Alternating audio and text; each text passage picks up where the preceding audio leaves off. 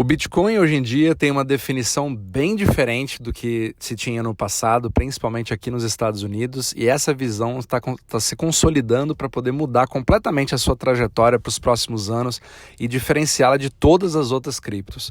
Meu nome é Renan Adorno, tenho 10 anos de experiência em comércio exterior e venho há mais de 8 anos investigando para onde vai a liquidez do mundo e me aprofundando em macroeconomia.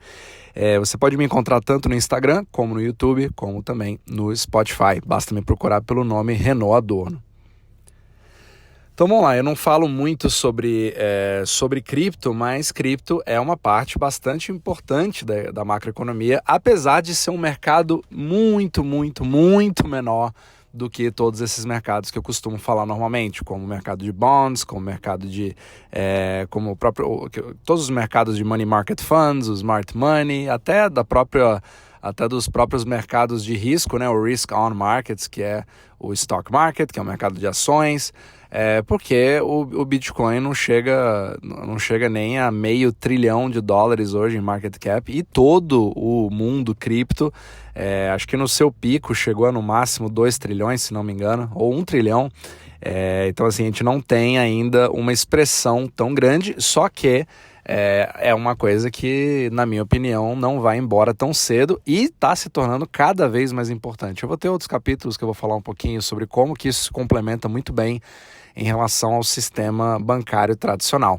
Mas hoje o meu assunto aqui seria sobre o Bitcoin em si, porque a gente viu uma movimentação muito interessante. Eu já queria fazer esse capítulo antes, eu não gosto muito de comentar sobre preços, especulação, isso, eu não sou trader, então isso pouco me importa. O que me importa é a visão macro do que está acontecendo e pode acontecer para que você, caso você seja trader, caso você esteja segurando Bitcoin hoje numa carteira, fazendo o famoso hodl, né, etc. E para aquelas pessoas que também não conhecem cripto muito bem, eu quero poder dar uma visão sempre diferente do que você vê por aí. Então a gente viu que todas as criptos, mas principalmente o Bitcoin nessa semana subiu de forma astronômica, né? Foi assim, quase 10 a 12% de subida, o que foi bastante expressivo porque a gente vinha ali numa trajetória muito lateral há muito tempo, há meses, né? O Bitcoin fica ali naqueles 20 mil, 16 mil, 18 mil, etc. E a gente teve um movimento um pouco mais expressivo porque a gente teve uma entrada de mais de $84 bilhões no mercado cripto. É claro que eu não vou especular exatamente qual é o motivo, né? Nem quero ser essa pessoa para dizer, só que a gente sempre pode ver quais fatores que podem ter influenciado isso de uma forma ou de outra para você entender pelo menos a dinâmica, né? Lembrando, nada é uma causa única e específica, mas ela é uma somatória de contracorrentes, como absolutamente tudo no macro. E o que a gente percebe cada vez mais é um jogo entre índices, né? Porque geralmente, como o Bitcoin ele tem um comportamento de risk on, ou seja, você precisa de liquidez para os mercados de risco, e a cripto tem uma correlação muito grande com o mercado de ações. Você normalmente precisa de um certo otimismo no mercado, você precisa que tenha mais liquidez no mercado. Geralmente a força do dólar, que é o DXY, que eu já falei em capítulos anteriores sobre isso, ele costuma dar uma queda, né? Justamente mostrando que o mercado está mais animado, tem mais liquidez sendo injetadas, tem mais hedge funds ali animados com a economia, um certo otimismo. Talvez o Fed ele vá realmente mudar um pouco a sua trajetória e, na verdade, nós não temos nenhum tipo de recessão e já evitamos, e agora a gente volta ao normal e vamos criar um bull market. Então, esse geralmente é o quadro favorável para que você tenha uma certa subida do Bitcoin, né? Isso quando toda a macroeconomia em conjunto vai agindo e você tem essa correlação, né? DXY cai, aí o Bitcoin acaba subindo. Aí você percebe que é exatamente esse tipo de coisa. Porém, essa subida da cripto essa semana não teve nada a ver com o DXY. E isso foi bastante interessante. Ou seja, não foi um motivo relacionado à macroeconomia que fez o Bitcoin necessariamente subir. Teve um pouco, o otimismo continua aparecendo, só que os dólares não estão tão fluidos como a gente acha que vai ser. Mas mesmo assim, o Bitcoin subiu. E dentro da própria cripto, você também, quando você entra agora mais no micro, né, se a gente estiver só no mercado de cripto, quase sempre a correlação entre Bitcoin e todas as outras moedas que não são Bitcoin, que a gente chama de altcoins, né, que são as outras criptos, elas, quando o Bitcoin vai para cima, elas também vão para cima, quando o Bitcoin vai para baixo, geralmente elas também vão para baixo. Não é sempre o caso, mas mais de 95% das vezes essa relação é muito forte. Então você percebe que o mercado cripto é um mercado que ele é muito à mercê dos outros mercados porque ele é muito pequeno. Então, se a maré sobe para todo mundo, também sobe para a cripto. Se a maré cai para todo mundo, também cai para a cripto. Então, é muito importante. E muitas vezes o trader de cripto ele fica muito preocupado só com os fundamentos do Bitcoin, só que para mim ele está olhando um alfinete, né, dentro de um mercado muito maior e esquece de fatores externos que possam influenciar isso. Mas então, voltando ao meu assunto, dessa vez, não deu para perceber uma correlação tão grande assim, porque o DXY também estava subindo e o Bitcoin subiu muito mais. Então, alguma coisa específica em cripto pode ter acontecido. Na minha opinião, e até a do próprio George Gammon fez um vídeo sobre o assunto, que eu achei interessante a gente poder mencionar o que ele passou aqui, é que uma das coisas que se especula é que hoje os Estados Unidos estão cada vez mais discutindo sobre criptos, ou seja, a regulamentação, principalmente ali a SEC americana, que é a CVM, o correspondente à CVM nos Estados Unidos, ela vem fazendo um crackdown forte nas criptos. Então, assim, ela está pegando muitos projetos, principalmente depois de todo o fiasco, né, do Celsius, do Voyager, que quebraram, né, e principalmente a FTX, com toda essa explosão envolvendo ali pessoas, né, como Tom Brady, a Gisele Bündchen e tal.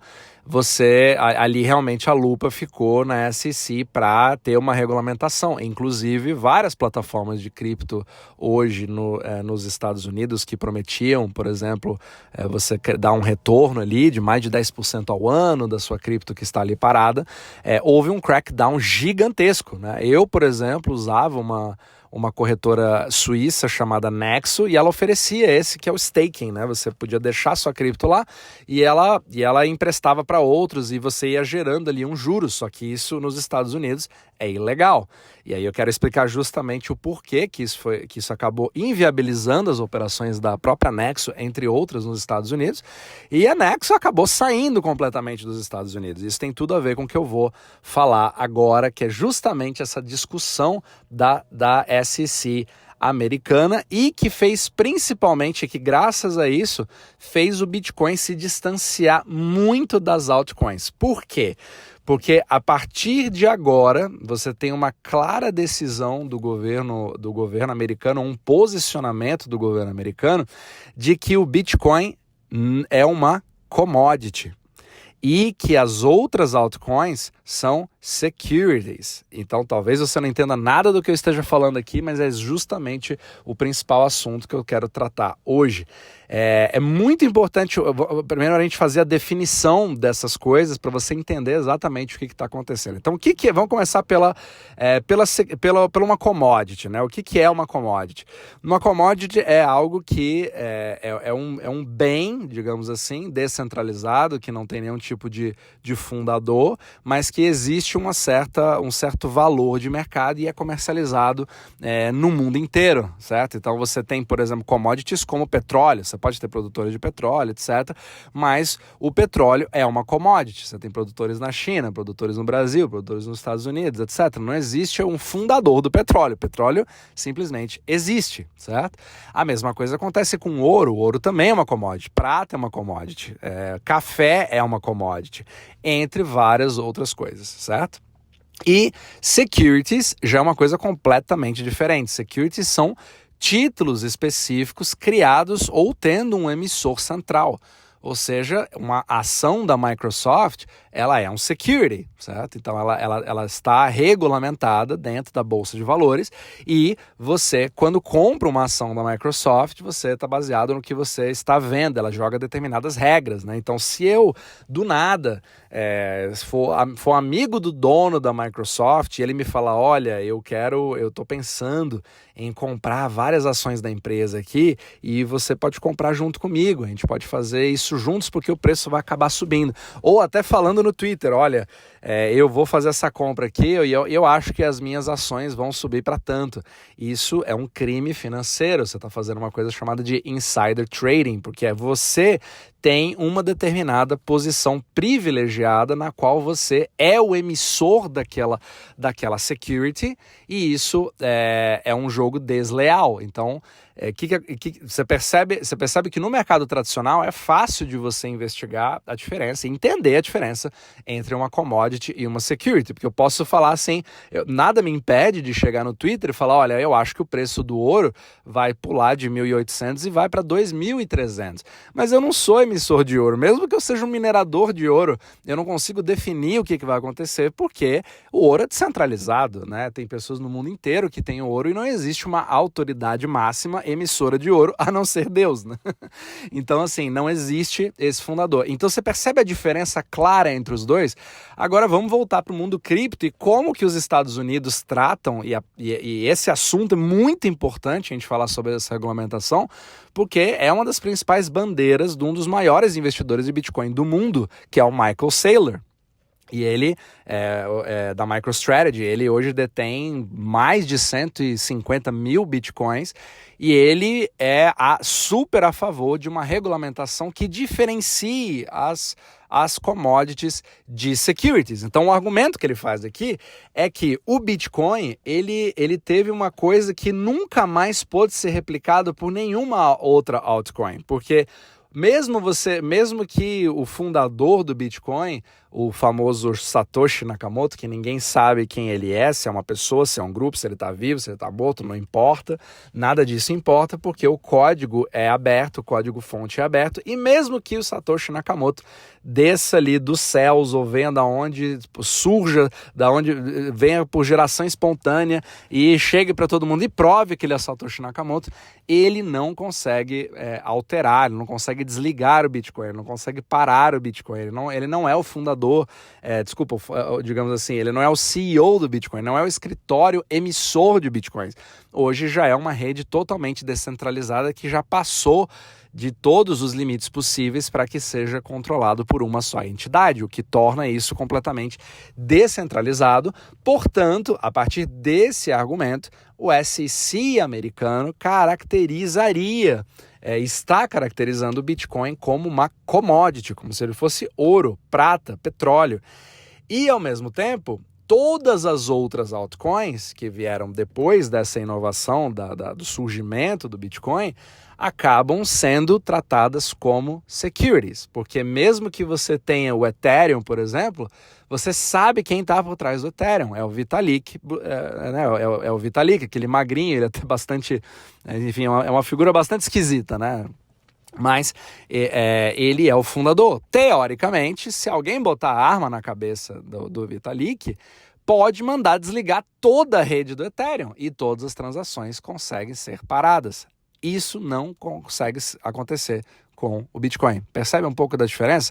Eu sei que isso aqui até entre os entusiastas de cripto, né, muitos vão discordar do que eu estou falando, não estou dizendo que eu tenho a verdade absoluta, só estou dizendo que eu estou transmitindo ali a grande diferenciação entre commodities, entre securities. E do jeito que o Ethereum, que é a maior altcoin que existe hoje, né? É a maior rede fora do Bitcoin hoje, você tem mais de 40, 50, 60 mil outras criptos que foram inventadas. Então o grande argumento que o Michael Saylor faz é de dizer a seguinte coisa: olha, eu não acho justo eu criar aqui digamos que eu agora, Renault, eu quero criar uma nova moeda, o Renault Coin, certo?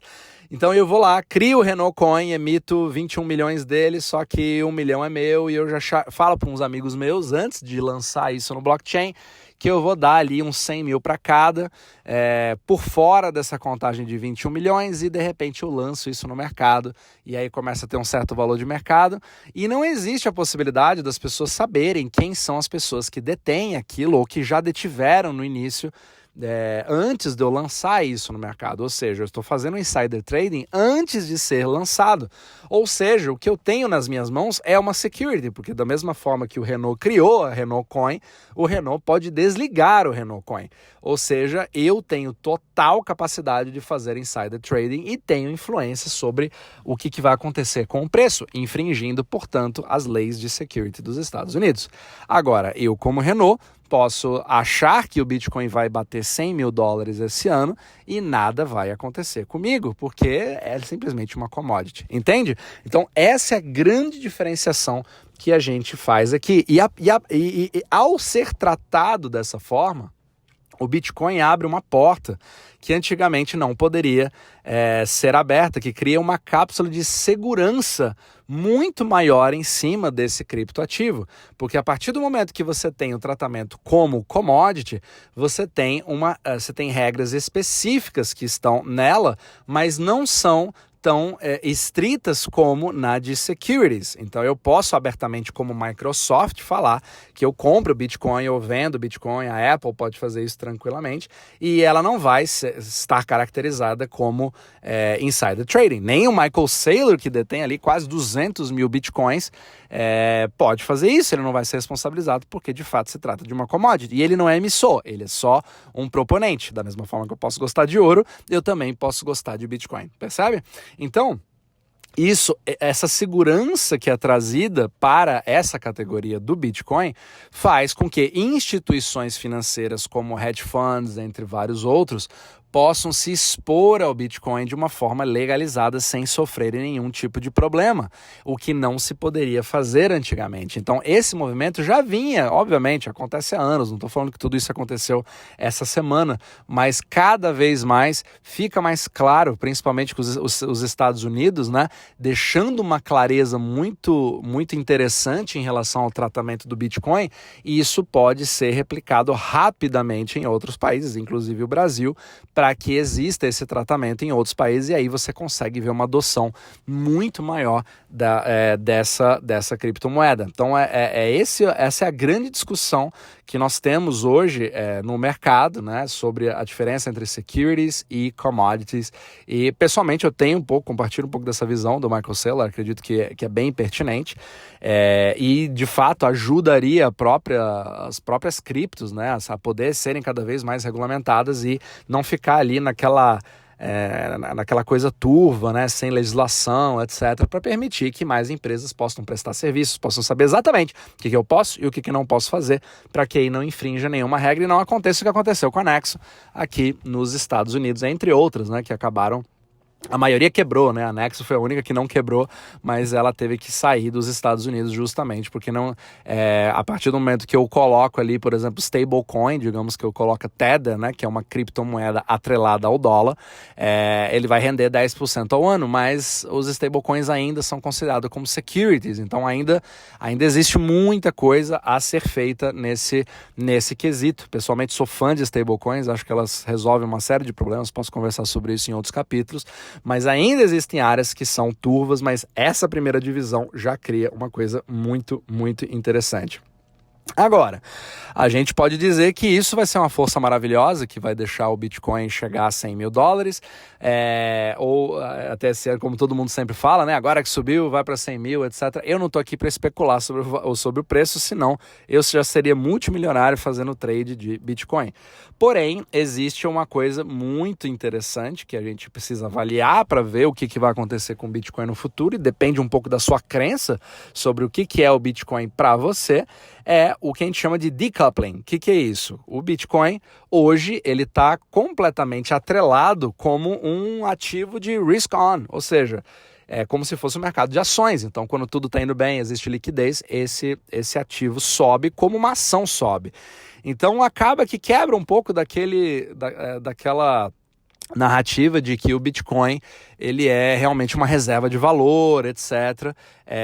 Porque isso hoje, nesse exato momento, infelizmente isso não acontece. Adoraria que isso acontecesse, mas para isso realmente acontecer, você tem que chegar num momento em que o Bitcoin tem uma grandeza, tem uma quantidade muito maior de capital do que tem hoje, né, para ser muito menos volátil do que é hoje, e que a gente chama de market cap, né? Market cap é quanto existe de dinheiro naquele mercado, e hoje o Bitcoin não passa ali dos 430 bilhões de dólares, o que para macro não é nada, mas ao longo dos anos pode ser que essa correlação, porque ele vai ficando cada vez maior, essa correlação entre o risk on market e o Bitcoin acabe sendo quebrado, e aí você tem a compra do Bitcoin pelos motivos não de especulação financeira, de investimento, para você ter um valor maior em dólares, mas não. Eu estou vendo realmente o Bitcoin como uma reserva de valor para o futuro, pelo mesmo motivo que eu compro ouro, por exemplo. E quando isso acontecer, ou se acontecer, não sei, eu acredito que para mim é mais quando do que se, hoje, né, posso mudar de ideia no futuro, aí sim você vai ver um movimento muito mais interessante no futuro. Mas hoje, nesse exato momento, do jeito que a gente está aqui, com essa regulamentação, que é uma notícia boa para o Bitcoin, mas ao mesmo tempo nós estamos numa grande discussão se nós temos ali uma recessão que vai vir ou que não vai vir, aí o Bitcoin hoje se encontra numa bifurcação perigosa. Por quê?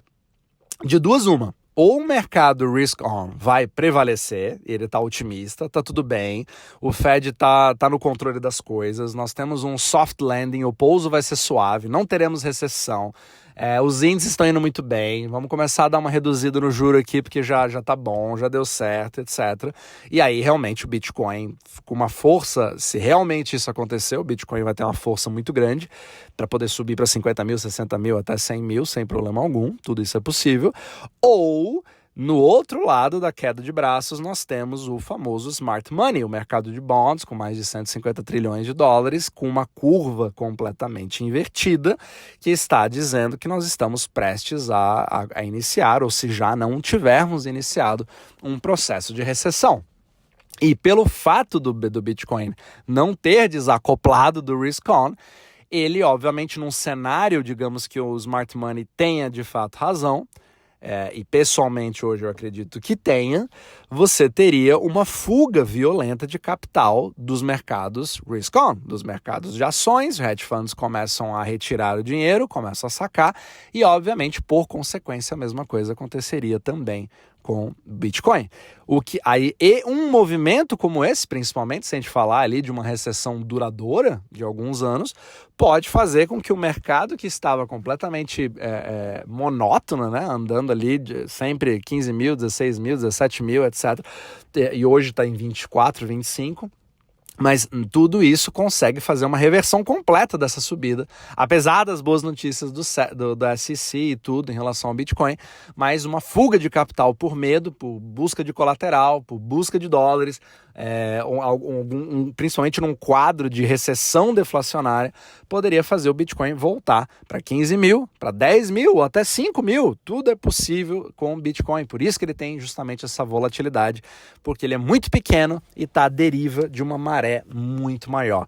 Então é importante ver o que você acredita que esteja acontecendo, porque eu penso que são essas as forças que realmente jogam o Bitcoin para um lado ou para o outro lado, e principalmente as altcoins, né? Elas seguem, elas são o derivativo do derivativo do derivativo, que é por isso que elas têm muito mais volatilidade que o próprio Bitcoin, e o próprio Bitcoin tem muito mais volatilidade que o stock market e assim por diante. Tá? Por isso que as coisas funcionam como elas funcionam de fato, e vai ser muito interessante ver para onde tudo isso vai nessa grande queda de braço que vai definir basicamente o rumo da economia americana, mundial, e obviamente que cripto está exatamente no meio.